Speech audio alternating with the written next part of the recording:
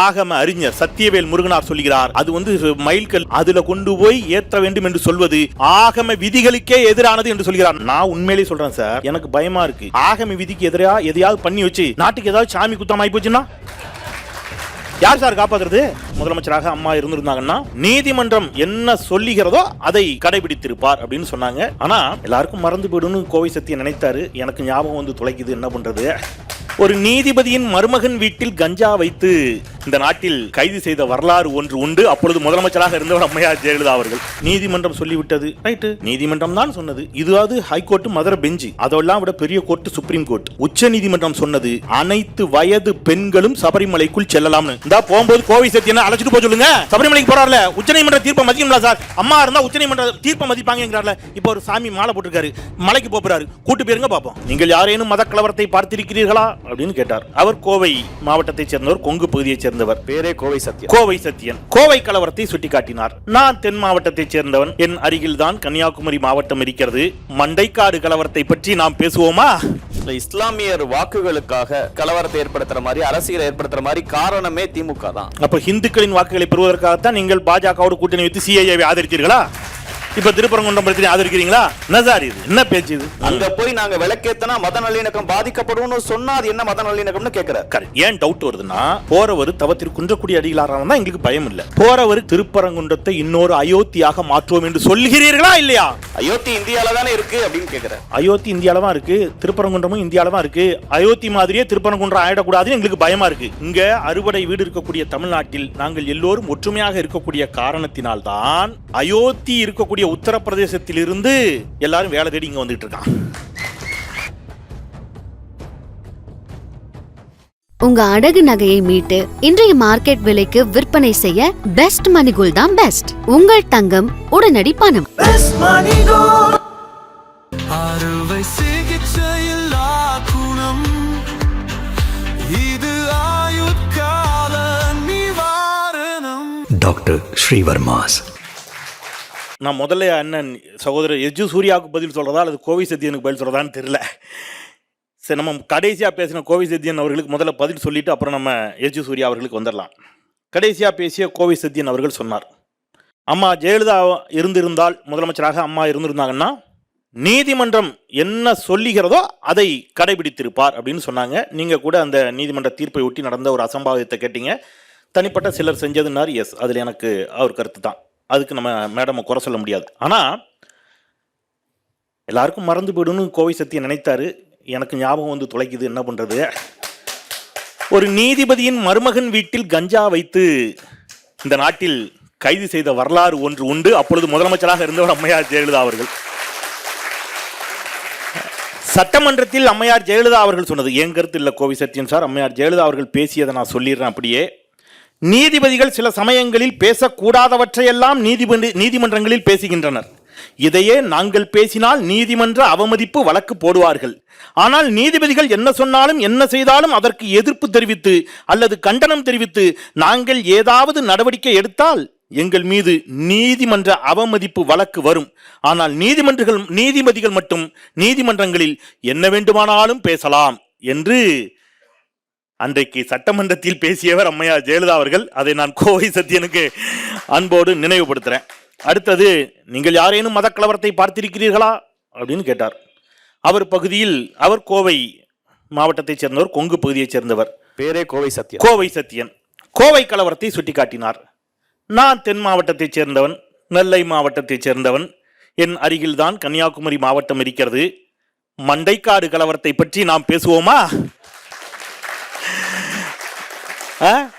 46 முறை துப்பாக்கி சூடு நடந்ததே, ஏராளமான பேர் கொல்லப்பட்டார்களே.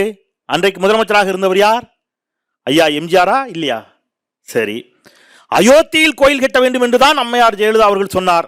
ஆனால் பாபர் மசூதி இடிக்கப்பட்ட அதே இடத்தில் கட்ட வேண்டும் என்று ஜெயலலிதா சொன்னாரா அப்படின்னு ஒரு கேள்வியை கேட்டார். நான் இதுக்கும் எதுவுமே என் பதில் இல்லை, எல்லாமே உங்க கட்சி தலைவர்கள் தான் சான்றுகள் எங்களுக்கு கொடுத்துட்டு போறாங்க. மிகச் சமீபத்தில் 2024 ஒரு 20 வருஷத்துக்கு முன்னாடி, போன வருஷம் ஐயா KP முனுசாமி அவர்கள் பத்திரிகைகளுக்கு பேட்டி கொடுத்தார். இன்னமும் வீடியோவாகவே இருக்கு, என் கையில் வீடியோ கூட இருக்கு. நேரம் இருந்தால் நான் போட்டு காட்டிடுவேன். கரசேவைக்கு செல்லுங்கள் என கட்டளையிட்டவர் ஜெயலலிதா. முதல்வராக இருந்த பொழுதே எங்களை கரசேவைக்கு செல்ல கட்டளையிட்டவர் ஜெயலலிதா என்று ஐயா கேபி முனுசாமி சொல்லி இருக்கிறார், கரசேவைனா என்னன்னு தெரியலன்னா உங்க பக்கத்துல இன்னைக்கு உங்க கூட்டணியில் இருக்கக்கூடிய எச் சூர்யாட்ட கேட்டு தெரிந்து கொள்ளுங்கள் கரசேவைனா என்ன அர்த்தம் அப்படிங்கிறத. சரி, இப்போ நம்ம ஐயா எச் சூர்யாவுக்கு வந்துருவோம். அவர் என்ன சொன்னாரு, சூர்யா நீங்க வந்து மாத்தி மாத்தி பேசுது திமுக, சகோதரி கனிமொழி அவர்கள் மாத்தி மாத்தி பேசுறாங்க அப்படின்னு சொன்னார். மாத்தி மாத்தி பேசுறது யாரு அப்படின்னு இப்ப நம்ம பார்க்க போறோம். அதாவது நீதிமன்றத்தில் இந்த ராமர் கோயில் விவகாரம் இருக்கு இல்லையா, இந்த ராமர் கோயில் விவகாரத்தை வைத்து இவங்க என்னெல்லாம் அரசியல் பண்ணாங்கன்னு தெரியும். ராமர் கோயில் விவகாரத்தை பற்றி நாடாளுமன்றத்தில் விவாதம் வருகிறது. அந்த விவாதத்தில் நாடாளுமன்றத்தில் வந்த அந்த விவாதத்தில் ஒன்றிய அமைச்சர், பாரதிய ஜனதா கட்சியின் அமைச்சர் நாடாளுமன்றத்தில் சொன்ன வாதம், அங்கே இருப்பது ராமர் பாலம்தான் என்பதை எங்களால் உறுதியாக சொல்ல முடியாது, அது ஒரு மணல் திட்டு என்று சொன்னவர் உங்களுடைய மரியாதைக்குரிய ஒன்றிய அமைச்சர் என்பதை நான் இங்கே ஜிதேந்திர பிரசாத் நாடாளுமன்றத்தில் பதிவு செய்தார். ஆனால் வெளியில நீங்க என்ன சொன்னீங்க, அது மணல் திட்டு, ராமர் ஒரு பாலம் கட்டியதற்கு ஏதேனும் ஆதாரம் இருக்கிறதா என்று முத்தமிழறிஞர் டாக்டர் கலைஞர் கேட்டவுடன் நீங்க என்ன சொன்னீங்க, ஐயோஹோ எங்கள் மதத்தை புண்படுத்தி விட்டார்கள், ஹிந்து விரோதியே அப்படின்னு நீங்க கலைஞரை. இப்ப ஜிதேந்திர பிரசாத் யாரு, பாஜக யாரு, மோடி யாரு? சரி, இப்ப மோடி ஹிந்து விரோதி அப்படின்னு நான் சொல்லல, எதுவுமே நம்ம சொல்லலைங்க, எல்லாமே அவங்களே நமக்கு வெப்பன் சப்ளை பண்ணி இருக்கிறாங்க. 700 கோவில்களை குஜராத் முதலமைச்சராக இருந்த பொழுது மோடி இடித்திருக்கிறார் நகர விரிவாக்கத்திற்காக. விஸ்வ இந்து பரிஷத்தினுடைய அகில இந்திய தலைவர் சொல்லுகிறார், அசோக் சிங்கால் யாரோட ஒப்பிட்டார் தெரியுமா? இன்னும் அப்படியே வீடியோ ஆதாரமே இருக்கு, நீங்க போட்டு பார்த்துக்கங்க, வீடியோ ஆதாரமே இருக்கு. அவர் விஸ்வ இந்து பரிஷத் தலைவர் சொல்லுகிறார் மோடிய, நான் அப்படியே ஆங்கில பத்திரிகையில் வந்த செய்தியை வாசிடுறேன். Late Ashok Singhal, a prominent VHP leader, strongly criticized Narendra Modi, then Gujarat CM, for demolishing hundreds of temples in Gujarat for development projects, calling Modi a modern day Muhammad Ghajini. Ghajini முகமதுங்கிறாரு யார? மோடிய. இங்க நாங்க எங்க பழக்கம் இல்லைங்க, பல நூறு ஆண்டுகளாக அங்க தீபம் ஏத்தலைங்க, ஏத்தாத இடத்துல ஏங்க திடீர்னு ஏத்தணும்னு கேட்டா, 3400 கோவில்களுக்கு 4 ஆண்டுகளில் திருக்குட முழுக்கு நடத்திய முத்துவேல் கருணாநிதி ஸ்டாலின் அரசு இந்து விரோத அரசா? என்ன நியாயம்? கிராம கோயில்கள் பூசாரிகள் நலவாரியத்தை தந்தவர் முத்தமிழறிஞர் டாக்டர் கலைஞர், அவர் ஹிந்து விரோதியா? ஓடாத திருவாரூர் தேரை ஓட வைத்தவர் முத்தமிழறிஞர் டாக்டர் கலைஞர், அவர் ஹிந்து விரோதியா? அனைத்து இப்போ அவர் ஒரு பட்டியல் வாசிச்சார் இல்லையா, பல்வேறு சமூகங்கள், என்னென்ன சமூகங்கள் வாசிச்சார்? 16 இயக்கங்கள். 16 இல்ல, அவர் சமூகங்கள் பெயரோட சொன்னார், என்னென்ன குறிப்பிட்ட சமூகங்களே சொல்லி சொன்னாரு சார். இந்தந்த சமூகங்களை சேர்ந்தவர்கள் அங்க வந்து போராட்டம் பண்ண போறாங்கன்னு.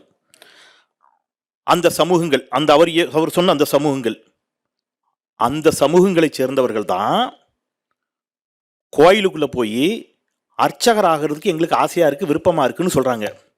இவங்க ஏத்துக்கிறாங்களா? ஏத்துக்கிறீங்களா? அனைத்து இந்துக்களும், இவர் சொன்ன சமூகங்கள் உட்பட அனைத்து இந்துக்களும் அர்ச்சகராகலாம் அவர்கள் விரும்பினால், முறையாக பயிற்சி பெற்றால் என்று சட்டம் இயற்றிய அனைத்து இந்துக்களும் கோயிலுக்குள்ள போய் சாமி கும்பிடலான்னு ஒருத்தர் சட்டம் போடுறாரு. அவர் எப்படி ஹிந்து விரோதியா இருப்பாரு? என்ன லாஜிக் இது? எனக்கு புரியல. சரி, அப்புறம் வந்து இஸ்லாமியர் வாக்குகளுக்காக ஒரு ஃபைட்டை ஏற்படுத்துற மாதிரி, கலவரத்தை ஏற்படுத்துற மாதிரி, அரசியலை ஏற்படுத்துற மாதிரி காரணமே திமுக தான். இஸ்லாமியர் வாக்குகளுக்காக, சிறுபான்மையினர் வாக்குகளுக்காக, அப்பதான் திமுக அதிக வாக்குகளை பெற முடியுங்கிற எண்ணத்தோட செயல்படுறாங்க. அப்ப இந்துக்களின் வாக்குகளை பெறுவதற்காகத்தான் நீங்கள் பாஜகவோட கூட்டணி வைத்து சிஐஏவை ஆதரித்தீர்களா? இப்ப திருப்பரங்குன்றம் பிரச்சனை ஆதரிக்கிறீங்களா? என்ன சார் இது? என்ன பேச்சு இது சார்? இந்த இஸ்லாமுக்கு எல்லாம் நான் ஒன்று சொல்றேன் சார், இதை விட்டுருங்க. இங்கே இஸ்லாமிய நண்பர்களும் வந்திருக்கிறார்கள், தோல்ல துண்டு போட்டு திருநீர் அணிந்து சாமிக்கு மாலை போட்ட சாமிமார்கள் வந்திருக்கிறாங்க. சாமிமார்கள் மலைக்கு போகின்ற பொழுது, ஐயப்பனை தரிசிக்கின்ற பொழுது வாபர் சந்நிதிக்கும் சேர்ந்தே போவாங்க சார். அதான் சார் மத நல்லிணக்கம் சார். லக்கும் தீனுக்கும் மலியதீன், இது திருக்குரான். அவரவர் சமயம் அவரவருக்கு. இது நம்மாழ்வார் சொல்றார் சார், அவரவர் தமது அறிவறி வகை வகை, அவரவர் இறையவர் எனவடி அடைவார்கள், அவரவர் இறையவர் குறைவிலர் இறையவர், அவரவர் விதிவழி அடைய நின்றனரே நம்மாழ்வார். அவன் ஜாமி அவனுக்குடா எதுவும் பெருசுலடா சண்டை பிடிச்சாங்கடான்னு சொல்லி போயிருக்காங்க பெரியவங்க. ஒன்றது பேரூர், அதற்கு வழி ஆறுல திருமந்திரம்.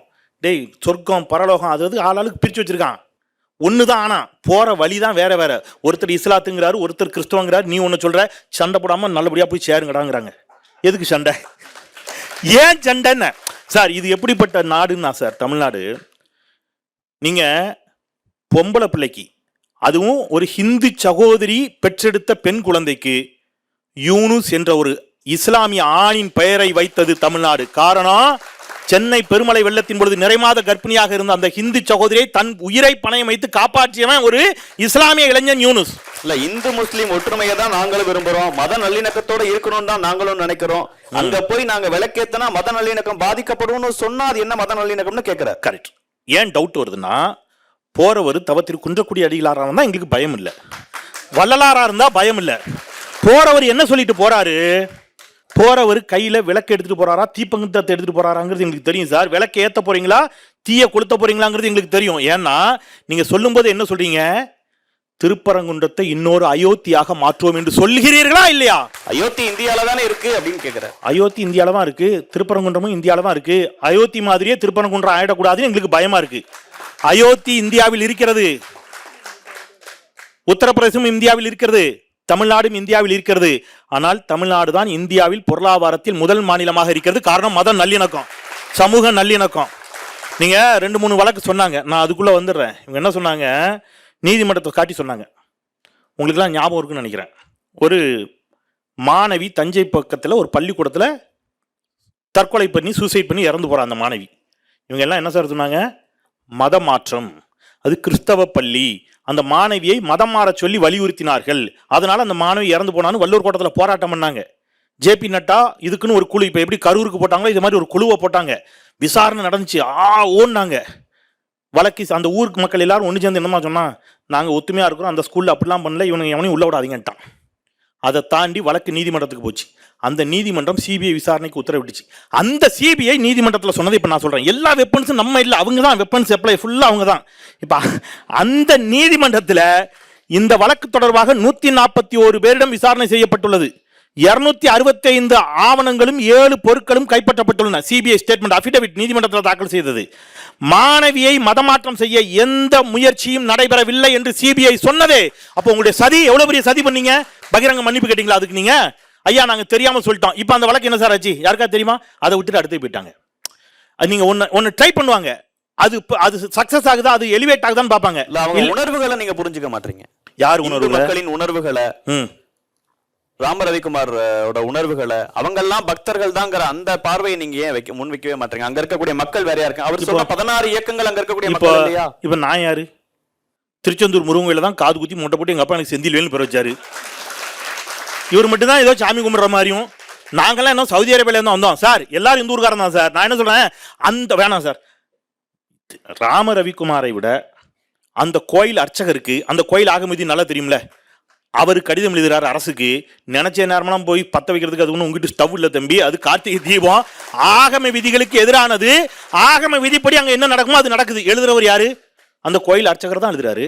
தூத்துக்குடியிலேருந்து ஒரு அர்ச்சகர் லெட்டர் எழுதுறாரு, கடிதம் எழுதுறாரு, இது ஆகம விதிகளுக்கு பொருந்தாதுன்னு. இதை விட நம்ம எல்லாருக்கும் தெரிஞ்ச திருமுருக கிருபானந்த வாரியார், அவருடைய வாரிசு ஆகம அறிஞர் சத்தியவேல் முருகனார் சொல்லுகிறார், இவர்கள் அங்கே அந்த கல் தூண்ல, அது மயில் கல், அது இது என்ன அளந்து வச்சிருக்கிற கல்லு, அதுல கொண்டு போய் ஏற்ற வேண்டும் என்று சொல்வது ஆகம விதிகளுக்கே எதிரானது என்று சொல்கிறார். நான் இப்ப சொல்றேன் சர்வே கல்லா தீபத்தூணா ஒரு முடிவு. நான் ஒன்னு சொல்றேன் சார், நான் ஒன்னு சொல்றேன்.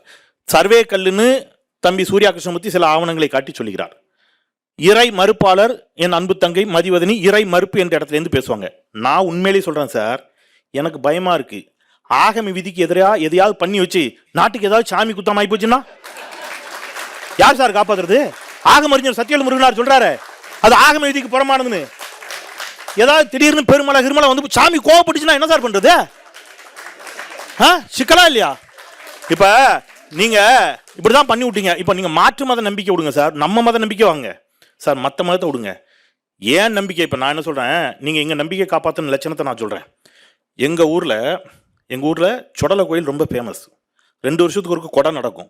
கிடா வெட்டி பொங்கல் வைப்போம். கிடானா 1-2 வெட்ட மாட்டோம், 2000 கிடா வெட்டுவோம். சரியா? 2000 கிடா வெட்டுவோம். கிடாலாம் வளர்ந்து இவ்வளவு பெருசா நின்றுச்சு எங்க ஊர்ல. எனக்கு இன்னும் ஞாபகம் இருக்கு. கோயில் கொடைக்கு 1 வாரத்துக்கு முன்னாடி அம்மையா ஜெயலலிதா ஒரு சட்டம் போட்டாங்க, ஆடு ஒளி பலியிட தடை. அது எங்க நம்பிக்கை புண்படுத்திச்சா இல்லையா? பின்வாங்கிட்டாங்கல்ல. தேர்தல் தோல்விக்கு அப்புறம் நீங்க ஒவ்வொரு தேர்தல் தோல்விக்கு அப்புறம் தான் நீங்க என்ன செய்றீங்க? உங்களுக்கு தோல்வியை திமுகவுக்கு புகட்டுவாங்கன்னு நயினார் நாகேந்திரன் அவர்கள் குறிப்பிட்டாரு. அது தேர்தல் முடிவு வரட்டும். 10 தேர்தலா புகட்டிட்டு இருக்காங்க, 11வது தேர்தலா உங்களுக்கு புகட்டுவாங்க, அப்ப தெரியும். சரியா? அப்புறம் நீதி சார், நான் என்ன சொல்றேன், நீதிமன்றம் சொல்லிவிட்டது, ரைட்டு, நீதிமன்றம் தான் சொன்னது. இதுவாது ஹைகோர்ட் மதுரை பெஞ்சு, அதெல்லாம் விட பெரிய கோர்ட் சுப்ரீம் கோர்ட்.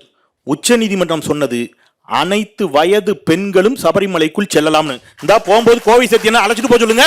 சபரிமலைக்கு போறாருல, உச்சநீதிமன்ற தீர்ப்பை மதிக்கணும்ல சார். அம்மா இருந்தா உச்சநீதிமன்ற தீர்ப்பை மதிப்பாங்கிறாருல. இப்போ ஒரு சாமி மாலை போட்டிருக்காரு, மலைக்கு போறாரு, கூட்டு போயிருங்க பாப்போம். அப்போ உங்க மத உணர்வுன்னு ஒண்ணு இருக்குல்ல. அப்ப நீங்க அதாவது உச்சநீதிமன்ற தீர்ப்பை எதுலாம் ஏத்துக்க மாட்டோம், சபரிமலைக்கு தீர்ப்பு சொன்னா ஏத்துக்க மாட்டோம். ஓகே, என்ன லாஜிக் எனக்கு புரியல. அப்புறம் நான் இன்னும் சொல்லிடுறேன். இப்போ நீங்க நீதிபதிகள் சொன்னாங்க அயோத்தி வழக்கில், அயோத்தி மாதிரி திருப்பரங்குன்றத்தை ஆக்கணுங்கிறாங்க. நீங்க ஏதாவது சஸ்பெண்ட் பண்ணீங்கன்னா அதுக்கு நான் பொறுப்பு இல்லை. அயோத்தி மாதிரி திருப்பரங்குன்றத்தை மாற்றணுங்கிறாங்க. அயோத்தி வழக்கில் ஒரு தீர்ப்பு வந்துச்சு, திருப்பரங்குன்றம் வழக்குக்கு ஒரு தீர்ப்பு வந்திருக்கு, மேல்முறையீடெல்லாம் போக இருக்கட்டும். இப்போ அயோத்தி வழக்கில் 5 நீதிபதிகள் தீர்ப்பு கொடுத்துருக்காங்க. 5 நீதிபதிகள் இப்போ என்ன பண்றாங்கிறது மட்டும் நான் உங்களுக்கு சொல்லிடுறேன். ஒரு முக்கிய ஊடகத்தில் வந்த செய்தி, ஏன் செய்தி இல்லை. அதில் தீர்ப்பு கொடுத்த ஒரு நீதிபதி ரஞ்சன் கோகாய், அவர் மாநிலங்களவை உறுப்பினர் ஆயிட்டார். சரிங்களா? ரைட்டு. அடுத்தவர் இன்னொருத்தர் 5 நீதிபதிகள் கொண்ட அரசியல் சாசன அமர்வில் நீதிபதி சாத் அரவிந்த் பாப்டே, அவர் என்ன ஆயிட்டார்னா மகாராஷ்டிரா தேசிய சட்ட பல்கலைக்கழகத்தின் வேந்தர். அடுத்தவர் இன்னொருத்தர் அசோக் பூஷன், அவர் என்ன ஆயிட்டார்னா சட்ட மேல்முறையீட்டு தீர்ப்பாயத்தின் தலைவர். இன்னொருத்தர் அப்துல் நசீர், அவர் என்ன பண்ணிட்டாரு, ஆந்திர பிரதேச ஆளுநர். தீர்ப்பு கொடுத்தவங்க எல்லாம் என்ன ஆயிடுறாங்க, கொஞ்ச நாள் தீர்ப்பு கொடுக்குறாங்க, தீர்ப்பு கொடுத்துட்டு வெளியில போய் என்ன ஆயிடுறாங்க, கவர்னர் ஆயிடுறாங்க, ஆளுநர் ஆயிடுறாங்க, நீதிபதி ஆயிடுறாங்க. ஓகே, அப்போ நான் ஒன்று சொல்றேன் சார், இந்த நாட்டில் எல்லா மதத்தினருக்கும் இணைந்து வழிபாடு நடத்த எல்லாரும் மகிழ்ச்சியாக சந்தோஷமா இருப்போங்கிறான். சென்னை பெருமழை வெள்ளத்தின் பொழுது ஹிந்து கிறிஸ்டின் முஸ்லீம்னு பார்த்து யாரும் என்ன செய்யலை, உதவி செய்யலை. கொரோனா பேரிடரின் பொழுது தாய் மகனை பார்க்க அஞ்சிய காலகட்டத்தில் இறந்து போன சடலங்களை அவரவர் மத நம்பிக்கைப்படி எடுத்து அடக்கம் செய்தவர்கள் இஸ்லாமியர்கள் ஏராளமான பேர் இருக்கிறார்கள் இந்த நாட்டில். எல்லாருக்கும் அவரவருக்கும் ஒரு நம்பிக்கை இருக்குது. நீங்க நீதிமன்றங்கள் ஒரே நீதிமன்றம் எல்லாம், அம்பேத்கர் ஒரே மாதிரி தான் சட்டம் எழுதினாரு. ஒவ்வொரு நீதிமன்றம் ஒரு தீர்ப்பு வருது. இப்போ ஒரு நீதிமன்றம் ஒரு தீர்ப்பு கொடுத்தாங்க கொஞ்ச நாளுக்கு முன்னாடி. என்ன சொன்னாங்க, உயர் சாதியினர் சாப்பிட்ட எச்சில் இலையில நம்ம வீட்டு பிள்ளைலாம் உருண்டா, அது ஒரு பழக்கம் வச்சிருக்கான் கர்நாடகாவில், உருளணும், உருண்டா அது என்னது சாமி காப்பாற்றும்னு. இதை எதிர்த்து ஒரு சுயமரியாதை உள்ள ஒருத்தன் வழக்கு போட்டான். வழக்கில் தீர்ப்பு கொடுத்துட்டாங்க, இப்படிலாம் உருளக்கூடாதுன்னு. திருப்பி ஒரு நீதிபதி வந்தார், இப்படி உருளுவது ஆன்மீக பலத்தை தருகிறது, எச்சில் இலையில உருள்றது ஆன்மீக பலத்தை தருகிறது என்று தீர்ப்பளித்தார் அந்த நீதிபதி ஜி.ஆர். சுவாமிநாதன். ஓகே, இப்போ நாங்கள் ஆன்மீக பலம் வேண்டக்கூடிய யார் வேண்டீங்களோ நீங்கள் போய் உருளுங்க. எங்கூட்டு பிள்ளைங்க தலை நிமிர்ந்து விட்டோம், கல்வி கற்று விட்டோம், அடுத்த கட்டத்தில் நகர்ந்து விட்டோம். மத நல்லிணக்கத்தை பேணுவோம், தமிழ்நாட்டை வளர்ச்சி பாதைக்கு எடுத்துச் செல்வோம். இந்த அரசு அதில் உறுதியாக துணை நிற்கும். முத்துவேல் கருணாநிதி ஸ்டாலின் எல்லை சாமியாக நின்று தமிழ்நாட்டை காப்பார். நீதிபதிகள் பல்வேறு கட்சிகளில் வழக்கறிஞர்களாக இருந்தவர்கள் பின்னாட்களில் நீதிபதி ஆவார்கள், அதில் மாற்று கருத்தில். அவர் சொன்ன மாதிரி ரத்னவேல் பாண்டியன் இருந்துக்கலாம். ஆனால் நீதிபதியாக இருந்துட்டு ஓய்வு பெற்ற பிறகு ஒரு கட்சியில் மாவட்ட செயலாளர் போய் ஆகிற மாதிரி வேலை செய்யக்கூடாதுங்கிறத நாங்கள் சொல்கிறோம். அல்ல, அது ஒன்று. அப்புறம் கேட்டார், கோவில்களுக்கு என்ன நிதியை எடுத்து செய்தாருன்னு என்னுடைய அன்பு சகோதரர் ரமேஷ் சேதராமன் கேட்டார். கோவில்களின் நிதியை பற்றி நீதிமன்றத்தில் அபிடேவிட் தாக்கல் பண்ணியிருக்கிறாங்க. சிதம்பரம் நடராஜர் கோயில், தீட்சிதர்கள் கோயில் 2008ஆம் ஆண்டு முதல் 2014ஆம் ஆண்டு வரையில் இந்து சமய அறநிலையத்துறையின் கட்டுப்பாட்டில் அந்த கோயில் இருந்துச்சு. அப்போ பக்தர்களின் காணிக்கை மூலம் ஆண்டுக்கு எவ்வளோ வந்திருக்கு தெரியுமா? 3 கோடி ரூபா வந்திருக்கு. அதுக்கப்புறம் தீட்சிதர்கள் பொறுப்புக்கு நீதிமன்ற உத்தரவினால் தீட்சிதர்கள் பொறுப்புக்கு போகுது. தீட்சிதர்கள் பொறுப்புக்கு போனதுக்கப்புறம் ஆண்டுக்கு 3 கோடி ரூபாய் வருமானம் வந்துச்சு. கணக்கு காட்டுது அறநிலையத்துறை கணக்கு காட்டுது. தீட்சிதர்கள் எவ்வளோ கணக்கு காட்டினாங்க தெரியுமா? 2 லட்ச ரூபா தாங்க வருது. இவர் சொல்றாருல நிதி முறைகேடுன்னு, அதுக்காக ஏதோ சொல்றேன். கல்வியில் ஏதோ தமிழ்நாடு பின்தங்கி விட்டது, இதுதான் இவர்கள் சாதனைனாரு. திருப்பியும் சொல்றேன், எங்களுக்கு வெப்பன் சப்ளை நீங்க தான் சார், நாங்க இல்ல. ஒன்றிய அரசு பல்கலைக்கழகத்தினுடைய UGC கொடுத்திருக்காங்க. இந்தியாவில் தலை சிறந்த உயர்கல்வி நிறுவனங்களில் தமிழ்நாடு முதலிடத்தில் இருக்கிறது. 17 உயர்கல்வி நிறுவனங்கள் தமிழ்நாட்டை சேர்ந்தது. சொன்னது உங்களுடைய ஒன்றிய அரசு. தமிழ்நாட்டில் வளர்ச்சிக்குன்னு சொல்றதுக்கு ஸ்டாலினுக்கு ஒண்ணுமே இல்லை, அதனால இதை சொல்லி வாக்கு கேட்கிறாங்கிறாங்க. திருப்பியும் சொல்றேன், நாங்க சொல்லல, உங்க ஒன்றிய அரசு தான் சொல்லியிருக்கு. இந்தியாவிலேயே பணவீக்கம் கட்டுக்குள் இருக்கக்கூடிய ஒரே மாநிலம் தமிழ்நாடு. இந்தியாவிலேயே பொருளாதார வளர்ச்சியில் முதலிடம் தமிழ்நாடு. இந்தியாவிலேயே பெண்கள் அதிகமாக உயர்கல்வியில், அதுவும் PhD அப்ளை பண்றதுல முதலிடம் தமிழ்நாடு. எல்லாமே நாங்க சொன்னதில்ல, நீங்க கொடுக்குற சர்டிபிகேட் தான். அப்ப நீங்க பொய் சர்டிபிகேட் கொடுக்குறீங்களான்னு எனக்கு தெரியல. அதனால இந்தியா வளர்ச்சி அடைந்திருக்கிறது. தமிழ்நாட்டில் அவங்க தங்கை அழகா சொன்னாங்க, திருப்பரங்குன்றம் இருக்கிறது தமிழ்நாடுன்னு. இங்க அறுபடை வீடு இருக்கக்கூடிய தமிழ்நாட்டில் நாங்கள் எல்லோரும் ஒற்றுமையாக இருக்கக்கூடிய காரணத்தினால்தான் அயோத்தி இருக்கக்கூடிய உத்தரப்பிரதேசத்திலிருந்து எல்லாரும் வேலை தேடி இங்க வந்துட்டு இருக்கான். முருகப்பெருமான் இருக்கக்கூடிய தமிழ்நாட்டுக்கு வேலைக்கு வர்றான்னா அயோத்தியில ஏன் வேலை இல்லை? உங்க ஆட்சி தானே. எல்லாரும் எதுக்குங்க வர்றான்? போய் ரயில்வே ஸ்டேஷன்ல போய் பாருங்க, எல்லாரும் இங்க வந்து உட்கார்றதுக்கு காரணம் இதுதான். அதனால தமிழ்நாடு தொடர்ந்து வளர்ச்சி பாதையில் தான் செல்கிறது. இன்னும் ஒண்ணு மட்டும் நான் சொல்லிடுறேன். இவர் சொல்லார்ல ஒரு நீதிபதி, அவர் பேரை நாங்கள் சொல்ல வரும்ல, தீர்ப்பு இருக்கு, நான் உங்களுக்கு அதை அனுப்புறேன். அவர் சொல்றார், இந்த வழக்கில் எந்த சிதம்பரம் தீட்சிதர் தொடர்பான வழக்கு வருது, தீட்சிதர்கள் தங்களை கடவுள்களைப் போல் நினைத்து விடக்கூடாது, வரக்கூடிய பக்தர்களை அவமரியாதையை செய்யக்கூடாது, இது போன்ற அவமரியாதைகள் இது போன்ற சிக்கல்களை அந்த கோவில்களில் தீட்சிதர்கள் எனக்கே செய்திருக்கிறார்கள் என்று இந்த நாட்டில் ஒரு நீதிபதியே வருத்தப்படக்கூடிய நிலையில இந்த சண்டை போயிட்டு இருக்குது. கலைஞர் சொன்ன வாசனத்தை சொல்லி நான் நிறைவு செய்றேன். கோவில் கூடாது என்று சொல்லவில்லை, கோவில் கொடியவர்களின் கூடாரம் ஆகிவிடக் கூடாது என்பதில் நாங்கள் எப்பொழுதும் மிக உறுதியாக இருக்கிறோம். மிக மிக மிக மிக உறுதியாக இருக்கிறோம். வெற்றிவேல் வீரவேல் என்று நாங்களும் சொல்லுவோம். அந்த வெற்றிவேல் வீரவேல் தமிழர்களை பாதுகாக்கக்கூடியதாக இருக்கணும். இஸ்லாமியனை போய் இஸ்லாமியனை குத்தி கிழிக்கக்கூடியதாக இருக்கக்கூடாது. நாங்கள் வேலை ஏந்துவோம், அது காக்கக்கூடியதாக இருக்கும். நீங்க எஸ் செந்தில்வேல் எஸ் ஆமா, அது வந்து யாரை காப்பாற்றக்கூடிய வேலை இருக்கணுமே தவிர கர்ப்பிணிகளின் வயிற்றை கிழிக்கக்கூடிய, குஜராத்தில் கிழித்தது அந்த மாதிரி ஆயிடக்கூடாதுங்கிற பயமும் அச்சம் இருக்கு. நிறைவா ஒன்னே ஒன்று சொல்லிடுறேன். நீதிபதிகள் வாதாடல, சரியா இவங்க வாதாடல, அதனால தோத்துட்டாங்க. நாங்க நல்லா வாதாடி நிறைவா வாதாடின பிறகு ஒரு தீர்ப்பு வந்துச்சு. அந்த தீர்ப்பை கொஞ்சம் நேரமின்மையின் காரணமாக தங்கை வந்து விரைவா சொல்லிட்டு போனாங்க. நான் அப்போ ஒரு தனியார் தொலைக்காட்சியில் நான் தான் அந்த பிரேக்கிங் நியூஸ் வருது, நான் தான் ஆங்கர். பிரேக்கிங் கார்டு வந்துட்டே இருக்கு. ஒவ்வொரு பிரேக்கிங் கார்டா சொல்லிடுறேன். 4 பிரேக்கிங் கார்டு. முதல் பிரேக்கிங் கார்டு வருது, என்னன்னு வருது தெரியுமா? அயோத்தியில் ராமர் கோவில் இருந்ததற்கான எந்த சான்றுகளும் இல்லை. முதல் பிரேக்கிங். யார்? நீதிபதி சொல்றார், ராமருக்கு அங்க கோயில் இருந்ததுக்கான எந்த சான்றுகளும் நிரூபிக்கப்படவில்லை. தொல்லியல் துறை. அங்கே பாபருக்கு மசூதி இருந்தது என்பது, பாபர் மசூதி கட்டினார் என்பது நிரூபிக்கப்பட்டிருக்கிறது. அந்த மசூதியில் தொழுகை நடந்தது என்பது நிரூபிக்கப்பட்டிருக்கிறது. அந்த மசூதியை இடித்தது தேச விரோத செயல். நீதிபதி சொல்றாரு தேச விரோத செயல். அப்ப அங்க கோயில் இருந்தது நிரூபிக்கப்படல, மசூதி கட்டினது நிரூபிக்கப்பட்டுச்சு, அதை இடிச்சது தேச விரோத செயல். எல்லாமே எங்களுடைய வாதங்களின் அடிப்படையில் நிரூபிக்கப்பட்டிருக்கு. எல்லாத்தையும் ஏத்துக்கிட்ட ஜட்ஜ் ஐயா, நீதிபதி ஐயா கடைசியா சொன்னாரு, ஆனாலும் இந்த இடத்த அவங்களுக்கே கொடுத்துருங்க. இப்ப நாங்க என்ன வாதம் வச்சாலும் நான் ஒன்று சொல்லட்டுமா, இப்ப இப்படி ஆயிடக்கூடாதுங்கிற அச்சம் இருக்கு. தயவுசெய்து நான் யாரையும் தனிப்பட்ட முறையில் யாரையும் நினைச்சு சொல்லல, அச்சம் எங்களுக்கு இருக்கு. எல்லா கட்சியிலையும் பொறியாளர் அணி இருக்கும், வழக்கறிஞர் அணி இருக்கும், திமுக மாற்றுத்திறனாளிகள் அணி வரைக்கும் உருவாக்கி இருக்கிறோம் எல்லாருக்கும் வேணும்னு. நீதிபதிகள் அணின்னு ஒரு கட்சியில வந்துடுச்சோன்னு எங்களுக்கு பயமா இருக்கு. அப்படி ஒரு அச்சம் நாட்டிற்கு வந்துவிடக் கூடாது என்பதை சொல்லி நான் ஏதோ பாதியில கிளம்பி போயிட்டேன்றாங்க. நான் இன்னொரு தொலைக்காட்சி டிபேட்டுக்கு போக வேண்டியிருக்கிறதுனால நான் உங்களிடமிருந்து விடைபெறுகிறேன். அவர் பாதியில 5 கிளம்பி போயிட்டாருன்னு கிளப்பி விட்றாதீங்க. நான் வந்து இன்னொரு தொலைக்காட்சிக்கு போகணும், அதனால உங்களிடமிருந்து விடைபெறுகிறேன். நன்றி நன்றி நன்றி.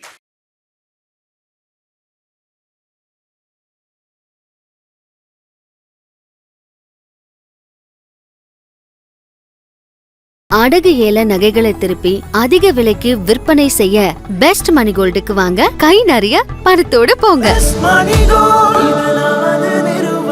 அறுவை சிகிச்சையில் குணம், இது ஆயுட்கால நிவாரணம்.